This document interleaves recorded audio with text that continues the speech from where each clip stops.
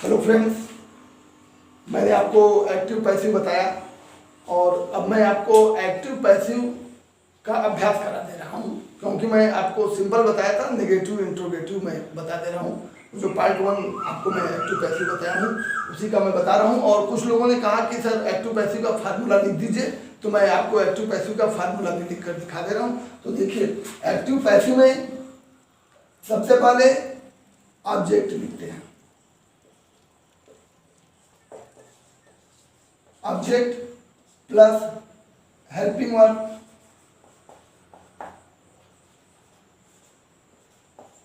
Helping verb plus verb का third form, verb का third form लिखते हैं। मैं आपको इस तरह बताया नहीं था, मैंने बताया था, क्या बताया था कि आपको क्रिया में क्या किसको से प्रश्न करते हैं। क्रिया में सबसे पहले क्या किसको से प्रश्न करते हैं, जो मिलता है उसको सबसे पहले लिखते हैं। उसके बाद जिस टेंस का होता है, चाहे वो प्रेजेंट, पास्ट, फ्यूचर, किसी का कोई पार्ट हो, हमको इससे नहीं मतलब, हमको बस देखना है कि किस टेंस का है। प्रेजेंट का है तो उसमें हेल्पिंग वर्ब प्रेजेंट, इंडिफिनिट का है तो कंटीन्यूअस का लगेगा। तीनों टेंस के कंटीन्यूअस का मैंने बताया था कि वो आगे नहीं जाएगा, वो मतलब बाद वाली सहायक क्रिया नहीं लगेगी। कंटीन्यूअस की सहायक क्रिया में बीइंग शब्द लग जाएगा, और परफेक्ट का है तो परफेक्ट कंटीन्यूअस की हेल्पिंग वर्ब लगेगी। अब देखिए, मैं ये आपको बताया था, जैसे he gave me a book, ये मैंने दिया था। और मैं आपको बताया था कि पैसिव वॉइस बनाने के लिए सबसे पहले क्रिया में क्या किसको से प्रश्न करते हैं, क्या किसको से प्रश्न करते हैं, जो आंसर मिलता है उसको सबसे पहले लिखते हैं। क्या किसको से प्रश्न करने पर दो ऑब्जेक्ट मिलता है, क्या से ऑब्जेक्ट मिलता है, डायरेक्ट, और किसको से मिलता है, इनडायरेक्ट। तो मैंने यह भी बताया आपको कि आप दोनों ऑब्जेक्ट में जिससे चाहें उससे पहले रख करके बना लें। क्या मैं इसमें प्रश्न किया, मैंने क्या दिया, ए बुक दिया, तो ये मैंने रख दिया ए बुक।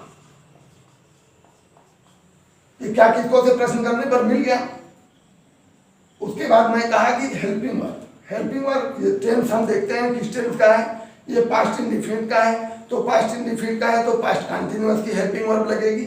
अगर पास्ट कंटीन्यूअस का होता तो कंटीन्यूअस में बीइंग शब्द जोड़ देते, सहायक क्रिया वही होती, और उसके बाद तुरंत वर्ब का थर्ड पर्सन रखते। फिर जितनी चीजें बचती हैं उसको रखिए, या थर्ड पर्सन के बाद तुरंत बाई लगाकर सब्जेक्ट को बदल कर लिखते हैं। तो a book was third person given, बचा क्या इधर, मी बचा है, मी, बाई लगाकर सब्जेक्ट को मैंने बदल दिया ही का ही।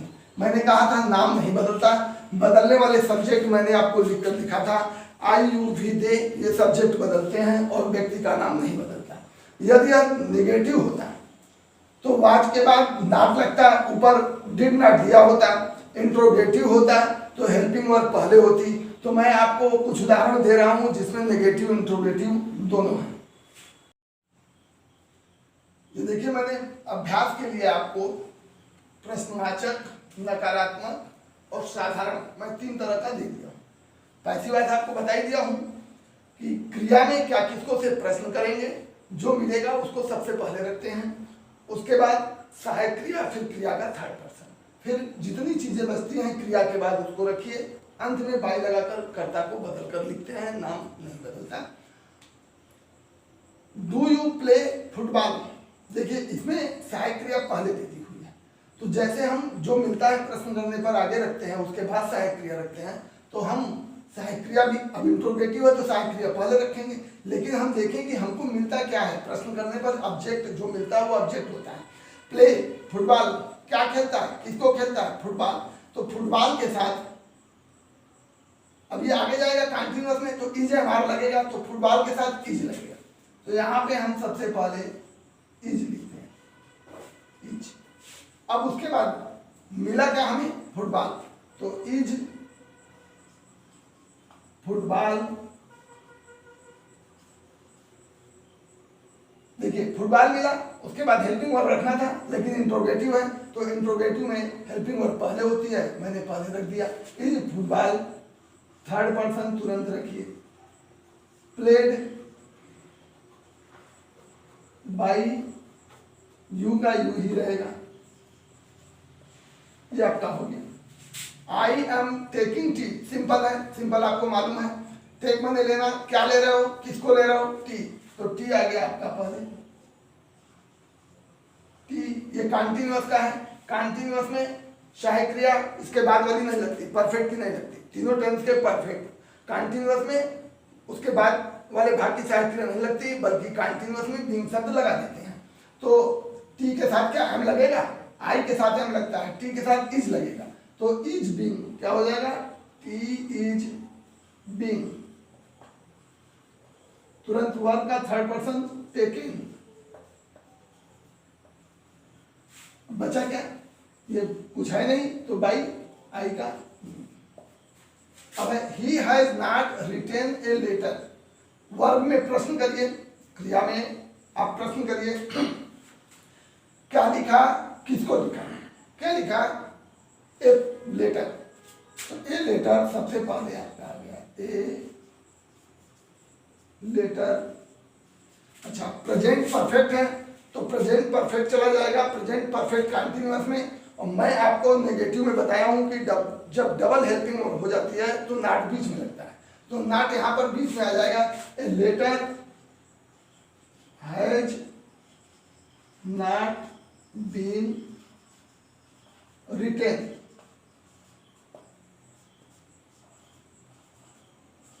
बाई ही का चेंज होकर के हिम।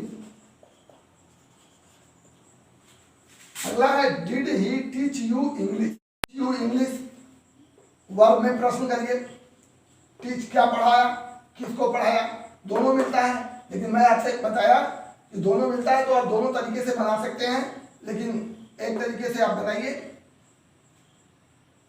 क्या पढ़ाया, इंग्लिश, किसको पढ़ाया, तुमको, तो मैं देखिए यू ले लिया, तो मैं रख दिया यू। उसके बाद क्या नियम है कि हेल्पिंग वर्ब रखेंगे, लेकिन इंट्रोगेटिव है, इंट्रोगेटिव है तो हेल्पिंग वर्ब आगे रखेंगे, तो यू के साथ क्या लगेगा, वाज या वर, तो वर लगेगा, देखिए वर। अच्छा, आपका ये मिला था यू, अब उसके बाद बचा क्या, वर्ब का थर्ड पर्सन यानी टाट। अब वर्ब के बाद इधर क्या बचता है, इंग्लिश।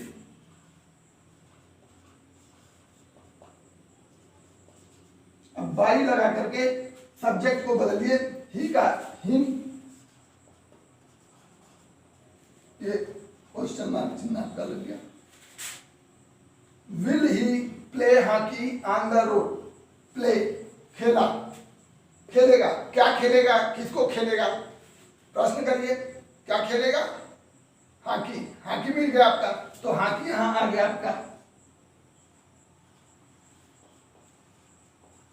उसके बाद आप रखेंगे हेल्पिंग वर्ब, नियम है, लेकिन इंट्रोगेटिव है, इंट्रोगेटिव है तो हेल्पिंग वर्ब पहले आएगी।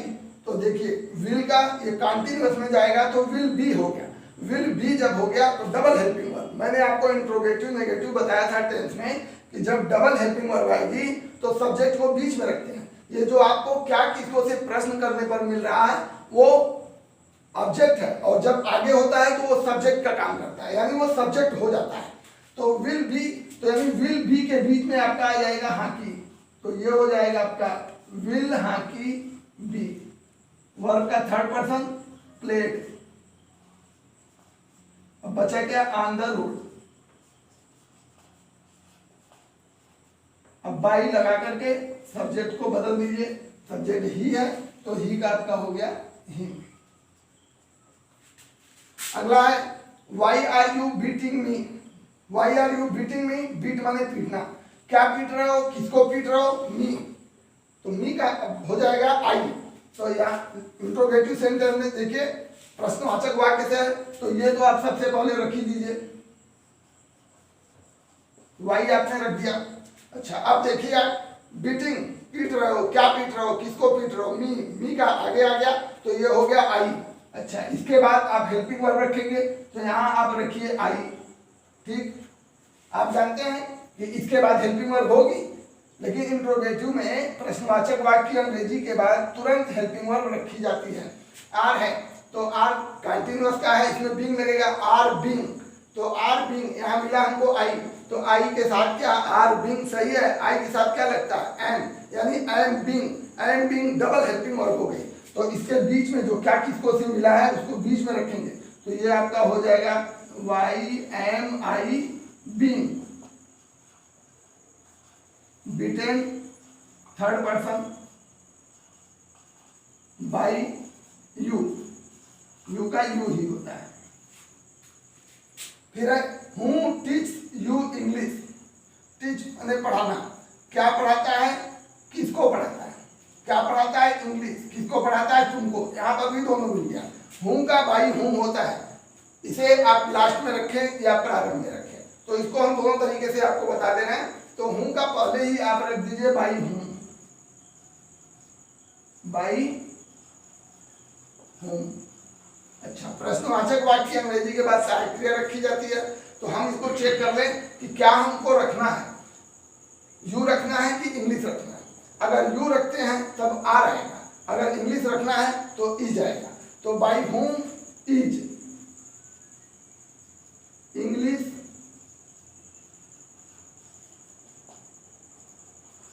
टाट थर्ड पर्सन यू, या इसको दूसरे तरीके से बनाइए, बाई होम लास्ट में ले जाइए, यू पहले ले आइए, तो यू के बाद हेल्पिंग वर्ब आर, ये प्रेजेंट इंडेफिनिट का है, यू आर टाट थर्ड पर्सन इंग्लिश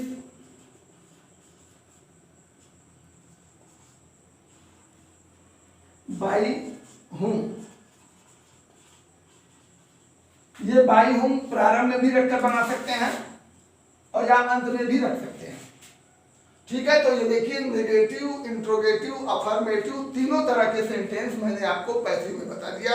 और जिन लोगों ने कहा था फार्मूला, मैं उनके लिए फार्मूला लिख दिया कि क्या किसको से प्रश्न करने पर जो मिलता है वह ऑब्जेक्ट सब्जेक्ट की जगह रख दिया जाता है और सब्जेक्ट को लास्ट में बाई लगा करके रख दिया जाता है। ऑब्जेक्ट के बाद हेल्पिंग वर्ब, फिर वर्ब का थर्ड पर्सन और फिर अन्य चीजें आप रख देंगे, अदर थिंग